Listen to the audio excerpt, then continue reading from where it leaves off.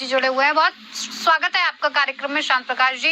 क्या लगता है, कांग्रेस पार्टी ने सैम पित्रोदा के बयान से किनारा कर लिया है, कह रही है कि हमारा इससे कोई लेना देना नहीं है, हम इससे कोई इत्तेफाक नहीं रखते हैं, ये दुर्भाग्यपूर्ण बयान है, फिर भी मुद्दा बना रही है इसे बीजेपी। क्यों बना रही है मुद्दा इसे? क्या आपके पास मुद्दे खत्म हो गए? देखिए, सैम पित्रोदा जो है वो ओवरसीज के अध्यक्ष हैं, कांग्रेस ओवरसीज के अध्यक्ष। माफ कीजिएगा, मैं करेक्ट कर दूं आपको, उन्होंने इस्तीफा दे दिया है। इतना बड़ा बयान आने के बाद, इतना विवादित होने के बाद वो वहां से इस्तीफा दे चुके हैं। अब पार्टी में उनका कोई स्थान नहीं है। मुझे मालूम है, मैं जानता हूं कि उन्होंने इस्तीफा दे दिया है। मैं आपको जो बात बोल रहा हूं उसको समझे। वो ओवरसीज के चूंकि अध्यक्ष रहे हैं अभी तक, यानी वो भारत की बातों को विदेशियों के बीच में अपने तरीके से रखते हैं, और जो तरीका आप देख रहे हैं जो अभी भारत में सुनने में आ रहा है, इस तरीके से वो विदेशियों के बीच में ये भारत की बात को रखते हैं। जाहिर सी बात है कि उन्होंने भारत के संदर्भ में जो बातें पिछले दिनों कही हैं, भारतीयों के बारे में जो बातें पिछले दिनों में कही हैं, ये बातें वहां पर रेगुलर बेस पर कह रहे हैं, जो हमारे सीधे सीधे तौर पर ध्यान में नहीं आ पाती है। आप इसको मानसिकता को समझो। कांग्रेस की जो मानसिकता है वो यहाँ स्पष्ट हो रही है। उनको ये लगा कि ये जो विषय है इसको कोई उठाएगा नहीं, और जिस तरीके से इन्होंने इंडी अलायंस के जो लोग इकट्ठा कर दिए हैं और वो इनकी सभी जो बातें हैं उसका समर्थन कर रहे हैं, केवल इसलिए कि मेरी सीट कहीं कोई कम ना हो जाए, और इस कारण से वो लोग अंदर खाने जो है वो कांग्रेस का विरोध करना चाहते हैं, मगर केवल इंडी अलायंस को जैसे तैसे बचाए रखने के लिए इनके गैर वाजिब मामलों को भी अपना वो जो है वो उस पर विरोध नहीं कर रहे हैं। ठीक इसी तरीके से हमने पिछला जो बयान इनका जो सैम पित्रोदा का आया था उस पर किसी ने भी विरोध नहीं किया, केवल भारतीय जनता पार्टी ने किया। और भारतीय जनता पार्टी देश के समाज के किसी भी प्रकार के जो डिविडेंड करने की जो पॉलिसी जो इस वक्त में कांग्रेस और इंडी अलायंस जो है इस वक्त में चल रही है उसका विरोध करेगी, और जाहिर सी बात है आज हमने उसका विरोध किया, और उस विरोध को जनता ने बहुत अच्छी तरीके से समझते हुए एक माहौल बना। और सैम पित्रोदा जो है केवल अभी उन्होंने इस्तीफा दिया है, मगर मैं समझता हूँ कि इसके ऊपर राहुल गांधी जी को, सोनिया जी को अपनी बात कहनी चाहिए कि सैम पित्रोदा ने जो इस्तीफा दिया है उसके पीछे कारण क्या है और उनका मानना क्या है। इनका मानना जो है वो बेहद महत्वपूर्ण है, क्योंकि इनका अध्यक्ष तो विदेश में यही बात कहते चले आ रहे थे। नहीं रखते, वो तो मना ही कर रहे हैं कि हमारा तो इस बयान से कोई लेना देना नहीं है, पल्ला ही झाड़ लिया उन्होंने तो। नहीं, देखिए, इन्होंने ये पल्ला इसलिए झाड़ लिया क्योंकि हमने इसका पूरे देश में देखा कि इसका विरोध हो रहा है, जनता विरोध कर रही है, तब इन्होंने जो है उससे पल्ला झाड़ा। उससे पहले वाले विषय पर भी, मगर आपने तो वो सब चीजें लिखी हुई है ना अपने मैनिफेस्टो में, उनका रूप आपने आज दिखाई दे रहा है। उनकी भाषा से हिडन एजेंडा जो है वो साफ स्पष्ट दिखाई दे रहा है। यहाँ पर किसी भी सूरत में देश को एक रखने की नहीं, बल्कि देश को जाति, धर्म और नस्ल के आधार पर बांटने का प्रयास है, जिसको सैम पित्रोदा जी ने अपने तरीके से आज उजागर किया और गिरता हुआ देख करके इस्तीफा दे दिया। ठीक है अहमद साहब जवाब दीजिए। देखिए, गेम के दो नियम नहीं हो सकते। हेड आया मैं जीता, टेल आया तुम्हारे, ऐसे कैसे हो सकता है भाई? लल्लू सिंह और हेगड़े का बयान जो था संविधान की हत्या करने का, ना तो भारतीय जनता पार्टी ने उससे किनारा किया और ना तो प्रधानमंत्री जी ने उस पर सफाई दी, ना तो भाजपा के अध्यक्ष ने सफाई दी। ये बयान कैसे हम खारिज कर देंगे? अभी तक तो भारतीय जनता पार्टी ने खारिज नहीं किया कि हम 400 सीट लाइए, हम संविधान की हत्या कर देंगे, ना तो यहाँ पे उनके प्रवक्ता बैठे उन्होंने इस बयान को खारिज किया। अगर सैम पित्रोदा के बयान पे जिसको कांग्रेस ने खारिज भी कर दिया, कंडेम भी कर दिया है, उस बयान को अगर भारतीय जनता पार्टी अपने स्टैटिस्टिक्स डिपार्टमेंट के जरिए प्रोपोगेट कराएगी तो हम तो ये सवाल पूछेंगे ना भाई कि प्रधानमंत्री जी ने क्या सफाई दी, अमित शाह जी ने इस पे क्या सफाई दी, जेपी नड्डा जी ने इस पे क्या सफाई दी, या भारतीय जनता पार्टी ने इस पे क्या सफाई दी? क्या उन दोनों नेताओं को अभी पार्टी से निकाला गया? उन दोनों नेताओं ने अभी तक क्या सफाई दी? या भारतीय जनता पार्टी ने उस पे क्या सफाई दी, या भारतीय जनता पार्टी ने उनको पार्टी से निकाला? तो आप संविधान की हत्या करने की बात करेंगे और आप उस पर सफाई भी नहीं देंगे, और हम सैम पित्रोदा के बयान पे बैठ के, जिसको हम लोगों ने सुबह ही कंडेम कर दिया, उस पर हम बैठ के डिबेट करेंगे। गेम के दो नियम तो नहीं चलने देगी कांग्रेस। टेल आएंगे तो आप जीतेंगे और हेड आएंगे तो हम हार जाएंगे, ये तो नहीं होने देंगे।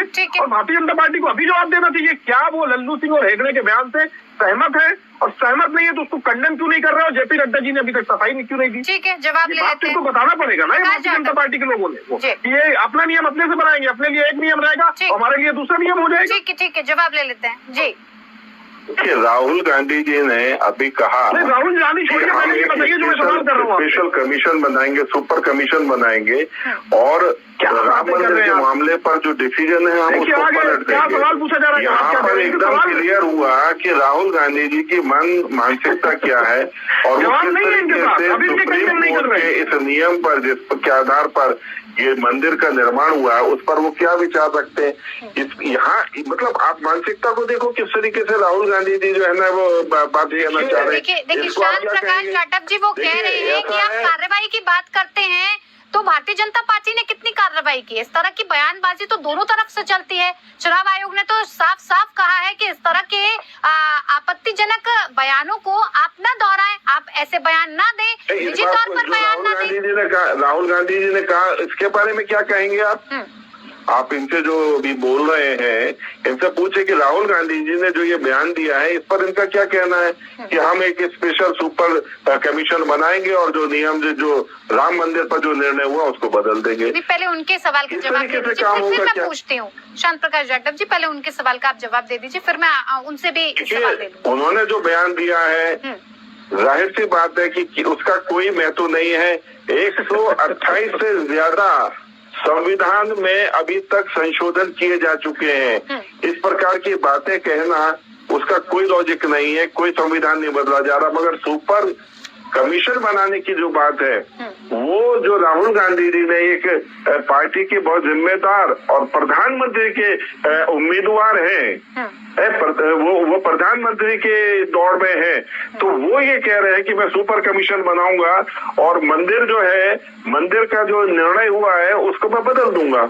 इस पर आप ये देखिए कि क्या मानसिकता लेकर के राहुल गांधी जी इस वक्त में देश में प्रचार कर रहे हैं, और इनकी जो मानसिकता है क्या नाम है इस सुप्रीम कोर्ट के संदर्भ में वो आपके सामने एकदम स्पष्ट हो रही है। ठीक है अहमद साहब, क्या लगता है इस मुद्दे पर लगातार सैम पित्रोदा ने जिस तरह का बयान दिया है, मानसिकता ऐसी है और इसे खत्म करने भी जरूरत है। अगर आपको ही कोई काला कहे तो सामाजिक प्राणी होने के नाते मुझे तो इस बात से आपत्ति होगी, या आपके आसपास ऐसे लोग रह रहे होंगे तो उन्हें भी इस बात से आपत्ति होगी, और हो सकता है कि कहीं न कहीं उन्हें बात ये कचोट जाए कि मुझे मेरे नस्ल के आधार पर, मेरी रंग के आधार पर ये डिस्क्रिमिनेशन किया जा रहा है।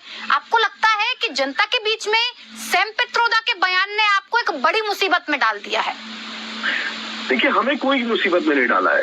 कांग्रेस पार्टी ने स्पष्ट अपना रुख स्पष्ट कर दिया है, मुसीबत में हमें नहीं डाला है। मुसीबत में भारतीय जनता पार्टी है। अभी आपने इतनी बार इनके प्रवक्ता से पूछा लेकिन हिम्मत नहीं जुटा पाए उस बयान के कंडेम करने को। लल्लू सिंह और हेगड़े के बयान को हिम्मत नहीं कर पाए। अलबत्ता झूठ अलग बोलने लगे राहुल जी गांधी जी ने बयान दिया है। मैं चैलेंज करता हूँ आपको इस चीज का जवाब नहीं बोलने दीजिए। इसके बारे में कुछ ध्यान ही नहीं है। राहुल गांधी जी की खबर सुनने के बाद आपके कान बंद हो जाते हैं। गलत बात है, फिर आप इन्हीं से बुलवाइए। गलत बात क्या है? आपके क्या कान बंद हो जाते हैं? आप बिल्कुल भी अखबार वगैरह नहीं पढ़ते, आपको कुछ मालूम नहीं है कि राहुल गांधी जी क्या बोल रहे हैं? हाँ, मैं बोल रहा हूँ, बता रहा हूँ आपका काम ही है, आपका काम ही अफवाह फैलाना है, तो आप चैनल पे बैठ के अफवाह फैला रहे हैं। आपने एक बात उठा ली। सुनिए अहमद जी, आपने सबसे पहले बात जब हम जाने से पहले मैंने इस बात को सुन लिया, लेकिन अब मेरा दूसरा सवाल है, आप उस पर आइए। नहीं, भारतीय जनता पार्टी का काम ही अफवाह फैलाना, तो उनके प्रवक्ता कोई नया काम नहीं कर रहे हैं, उनका वो अपना काम कर रहे हैं अफवाह फैलाने का। राहुल गांधी जी ने कभी ऐसा बयान दिया नहीं, तो कोई दे सकता है। सुप्रीम कोर्ट ने जो फैसला दे दिया कांग्रेस पार्टी का स्पष्ट मत है, सुप्रीम कोर्ट के फैसले से राम मंदिर बना, कौन उसको क्या बात कर रही भारतीय जनता पार्टी? क्यों राहुल गांधी जी ऐसा बयान कब दिया है? आप सुनवा दीजिए, मैं तो चैलेंज देता हूँ आपको भी, आप सुनवा दीजिए कभी ऐसा बयान दिया। नहीं तो आपके नेता ने देने की कोशिश किया, बताइए ना। क्या हम ऐसा एक समाज बना सकते हैं जहाँ लोग एक दूसरे पर नस्ल के आधार पर, रंग के आधार पर टिप्पणी करें? नहीं, कौन कह रहा है भाई? कांग्रेस पार्टी का आपने बयान नहीं सुना क्या? कांग्रेस पार्टी का सुन लिया, लेकिन अभी तक तो वो अध्यक्ष थे ना कांग्रेस पार्टी के। आज उन्होंने इस्तीफा दे दिया तो सारे पुराने हिसाब किताब सब भूल गए आप। नहीं, आप और भारतीय जनता पार्टी एक साथ हमारे उससे सवाल पूछेंगे तो मुश्किल होगा। अब जवाब मैं दे रहा हूँ ना। अब आपने ये जिद ठान ली है कि सैम पित्रोदा को ही पकड़ना है, कांग्रेस पार्टी के आपको बयान को आपको मानना नहीं है। सर यही है आज का, तो मैं तो वही उसी मुद्दे पर रहकर बात करूंगी ना सर। आप अपना एजेंडा चलाते रहिए, हमें उससे कोई फर्क भी नहीं पड़ता है। आप अपना एजेंडा चलाइए। आपको ऐसा लगता है कि एजेंडा है? जब कांग्रेस पार्टी से सवाल किया जाता है तो एजेंडा ही है, लेकिन जिन चीजों से जनता को दिक्कत परेशानी है वो मुद्दे आखिर कहाँ छूट रहे हैं सर? देखिए, जो जिस मुद्दे पर हमें चुनाव लड़ना शुरू किया हमने मैनिफेस्टो में, आपकी आवाज हम तक नहीं पहुंच पा रही है शांत प्रकाश जी। अब आ रही है सर, क्या? आप अनम्यूट कीजिए। कभी हमारा सैम पित्रोदा के बयान से कोई लेना देना नहीं है। मेरे पास आवाज आ रही है, आप सुनिए। आ रही है सर, बताइए। देखिए, ये जो इस वक्त में बैठे हैं, बेसिकली इसको पता नहीं कि सैम नहीं, अब यही देखना होगा कि क्या जनता भरोसा कर पा रही है सर। अच्छा, सुन तो लीजिए जी। देश की जनता देख रही है कि किस तरह देश की संसद में कटुए मुल्ले तेरे को मार डालूंगा, और इन्हीं के केंद्रीय मंत्री कहते हैं कि गोली मारो सालों को, और मोदी जी क्या कहते हैं कि मैं मुसलमानों का विश्वास जीतना चाहता हूँ, इसलिए मुसलमानों के एक हाथ में कुरान थमा रहा हूँ और एक में लैपटॉप थमा रहा हूँ। एक तरफ मोदी जी कह रहे हैं कि वो मुसलमानों के विकास के लिए लाखों करोड़ रुपए खर्च कर रहे हैं। तो मुझे ये बताइए कि इन परिस्थितियों में जब वो कांग्रेस के ऊपर ये आरोप लगाते हैं कि भाई कांग्रेस हिंदुओं के महिलाओं के गले से मंगलसूत्र छीन कर मुस्लिमों के हवाले कर देगी, ये कितना बड़ा झूठ बोलने का हक मोदी जी को किसने दिया? ठीक है, जवाब ले लेते। साल के राज में, कांग्रेस के राज में कभी भी किसी महिला का, बहन बेटी का मंगलसूत्र छिना हो तो बताओ। ठीक है सर, जवाब ले लेते हैं। फर्जी वैक्सीन लगाकर लाखों महिलाओं के मंगलसूत्र छीन लिए। ठीक है सर, जवाब ले लेते हैं। जी प्रकाश जाटव जी, आवाज पहुंच पा रही है? मेरे पास आवाज आ रही है, आप सुनिए। आ रही है सर, बताइए। देखिए, ये जो इस वक्त में बैठे हैं, बेसिकली इसको पता नहीं कि सैम पित्रोदा जी जो है वो एक सामान्य व्यक्ति नहीं है। वो पूरे विश्व के ओवरसीज जितने भी देश हैं उसको, कांग्रेस को वहाँ पर रिप्रेजेंट करते हैं, और कांग्रेस की जो विचारधारा है उसका वो प्रचार प्रसार वहाँ के लोगों में करते हैं। वो तो कह रहे हैं ना साफ तौर पर, आपको फांसी चढ़ाना है, आपको जो मर्जी करना है सैम पित्रोदा के साथ आप कर लीजिए, हमारा तो कोई लेना देना नहीं है। इसके बाद तो ये मुद्दा बिल्कुल मिट्टी हो जाता है। ऐसे काम नहीं चलेगा। आप क्या बात कर रहे हो? उन्होंने इस्तीफा दे दिया, हमारा लेना देना नहीं। अरे आपने तो पूरे विश्व में जो परोस दिया है उसका तो दंड आपको ही भुगतना पड़ेगा, उसका तो आप ही को ही जवाब देना पड़ेगा। आपने आज जो देश में ये बात कही है, ये बात आप दूसरे मुल्कों में न मालूम कितने वर्षों से कह रहे हैं। आपकी मानसिकता स्पष्ट हो रही है, आप क्या चाहते हैं, किस तरीके से आपने समय समय पर भारत के बारे में इसी प्रकार के जो है बेबुनियाद जवाब दिए, और ये जवाब यहाँ नहीं दिए बल्कि दूसरे मुल्कों में आपने उसका प्रचार किया। तो यहाँ पर कांग्रेस की जो सोच है उसको प्रचार और पुष्ट करने का काम जो है वो बेसिकली सैम पित्रोदा जी देखते थे। आज चुनाव के दौरान में इन्होंने जो दूसरी दफा इस प्रकार का जो बयान दिया है वो उनकी मानसिकता को बहुत बढ़िया पूरी तरीके से तो क्या बताइए सर, भारतीय जनता पार्टी के अब ये दिन आ गए हैं, और दुर्भाग्य है इसमें, सबसे बड़ा दुर्भाग्य ये है कि समाजवादी पार्टी की हमारी बहन वो किसी भी सूरत में इतना सरल भाषा में आया हुआ उनका जो बयान है उस पर उनका संरक्षण कर रही है, और ये कहकर के कांग्रेस को क्लीन चिट दे रही है कि उन्होंने उसको हटा दिया। अरे आप कैसे, किस तरीके से उस विचारधारा को, जिस विचार को सैम पित्रोदा पूरे विश्व में फैलाने का काम कर रहे हैं, केवल एक इस्तीफे से छोड़ सकते हैं? आप इस देश को नहीं, तो एक बात बताइए, नहीं एक बात बताइए, क्या गहरी खाई में डालने का कोशिश कर रहे हैं जो आपकी इस बात को जनता समझ चुकी है, और आपको किसी भी सूरत में इस प्रकार के जो कुकर्म आप देश के लिए करना चाह रहे हैं उसमें आपको सहयोग तो क्या लगता है कांग्रेस, भारतीय जनता पार्टी एक राष्ट्रीय पार्टी होने के बाद भारतीय जनता पार्टी के ये दिन आ गए हैं कि अब इस तरह के मुद्दों को सामने लाकर आपको जनता से सहानुभूति लेनी पड़ेगी? या फिर किस तरह का आप एक नैरेटिव सेट करने की कोशिश कर रहे हैं? यही भारतीय जनता पार्टी के लिए ये सवाल है। समाजवादी पार्टी भी यही कह रही है और कांग्रेस पार्टी भी ये कह रही है कि इससे कोई फर्क नहीं पड़ने वाला कि सैम पित्रोदा ने क्या बयान दिया है। तो आपको ऐसा क्यों लग रहा है कि इससे जनता को बहुत फर्क पड़ेगा? किस नजरिए से आप देख रहे हैं? देश को नस्लीय भेदभाव और देश को तमाम प्रदेशों के साथ में जिस तरीके से उन्होंने स्पष्ट किया कि कौन कैसा लगता है, ये जो नस्लीय भेदभाव, रंग का भेदभाव, जातीय भेदभाव, पैसे का भेदभाव, इस सब चीज को लेकर के ये कांग्रेस चल रही है। हम इस विषय को महत्वपूर्ण मानते हैं और इसका विरोध करेंगे। ठीक है सर, एक जवाब और दे दीजिए, जनता इसका भी जवाब चाहती है। मगर देश की जनता के लिए सामान्य बात नहीं है। ठीक है, जनता एक और जवाब चाहती है। समाजवादी पार्टी इसका समर्थन करे। जनता एक और जवाब चाहती है। शांत प्रकाश जाटव जी, आपके लिए ये मुद्दा बेहद अहम है, बहुत अच्छी बात है। आप इस मुद्दे को उठाकर अगर कुछ सफलता प्राप्त कर पाते हैं तो ये काफी देखने वाली बात होगी, ये आगे हमें दिखाई देगा। लेकिन संरक्षण की बात करनी है, ठीक है, लेकिन एक बात बताइए, डिवीजन नहीं चाहते, हम देश को एक रखना चाहते हैं और एक रखेंगे। आपको लगता है कि इन सब में कहीं ना कहीं जो एक जमीन से जुड़े मुद्दे हैं, भारतीय जनता पार्टी उनसे कोसों दूर चली गई है? महंगाई की बात करें, बेरोजगारी की बात करें, अब इन्हीं मुद्दों को लेकर कांग्रेस पार्टी और समाजवादी पार्टी जमीन पर उतरे हुई हैं। आपको लगता है इसका तोड़ आपके पास है? आंकड़े देख लें और आज के आंकड़े देख लें। आप अच्छी तरह जानती हैं कि महंगाई सिंगल डिजिट पे चल रही है, बेरोजगारी जो है, अरे 25 करोड़ से ज्यादा लोग जो हैं वो अगर इतने आंकड़े बदल गए हैं तो ये फिर क्यों आपके पीछे पड़े हुए हैं?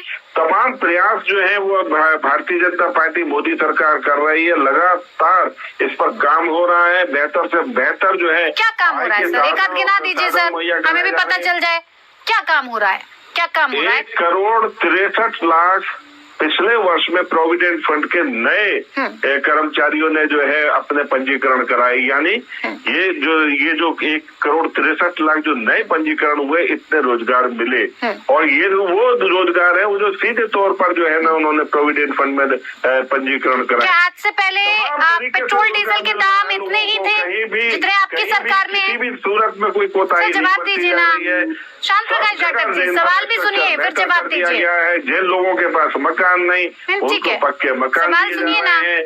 और आने वाले दिनों में हमने अपने मैनिफेस्टो में वायदा किया है, जिनको हमने 4.5 करोड़ लोगों को मकान दिए और 3 करोड़ लोगों को जो मकान देंगे उनकी छतों पर रूफटॉप लगाकर। ठीक है, बहुत देर से आदर्श कुमार जी भी राजनीतिक विश्लेषक के तौर पर हमारे साथ बैठे, मैं उनका रुख करना चाहूंगी।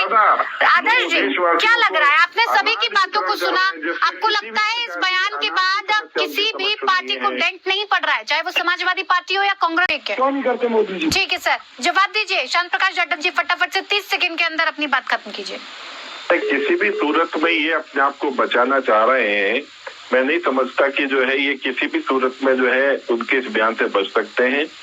जो उन्होंने बयान दिया है वही कांग्रेस की मानसिकता है। ये तो चुनाव का दौर है और चूंकि चुनाव के दौर में उनको दिखाई दिया कि जो भीड़ है, जो देश की जनता है, वो गंभीर होगी इस विषय को लेकर के, इसलिए उन्होंने इस्तीफा दिया। नहीं तो ये पूरी तरीके से इनकी मानसिकता। ठीक है आदर्श जी, जाते जाते कांग्रेस से ठीक है सर, आदर्श जी जाते जाते एक टिप्पणी आपसे, लगता है सर फर्क बहुत पड़ेगा और तगड़ा पड़ेगा? निश्चित तौर पे